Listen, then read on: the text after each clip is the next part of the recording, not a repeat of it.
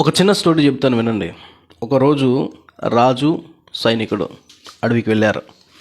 వేటాడబోయి సైనికుడు రాజుగారి బొటన వేలు కట్ చేశాడు.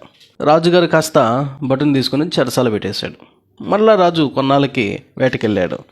అక్కడ అడవిలో ఉన్నటువంటి దొరలు అతన్ని పట్టుకొని బలికి తన దేవతకు ఇవ్వటానికి తీసుకుని వెళ్ళారు. అయితే రాజును బాగా తేరి చూస్తే బొటన వేలు లేదు. లోపం ఉన్నటువంటి ఇతన్ని విడిచిపెట్టండిరా అని వదిలేశారు. పరిగెత్తుకుంటూ రాజు వచ్చి చెరసాల దగ్గరికి వెళ్ళి సైనికుడికి థ్యాంక్స్ చెప్పాడు. ఎందుకనంటే నువ్వు ఆ రోజు ఆ విధంగా చేయటం బట్టి ఈరోజు నేను బతికున్నానని. సైనికుడు కూడా థ్యాంక్స్ చెప్పాడు. ఎందుకనంటే నీతో పాటు నేను కనుక వచ్చినంటే నన్ను బలిగా వేసేవాళ్ళని. సో ఏది జరిగినా మన మంచి కోసమే.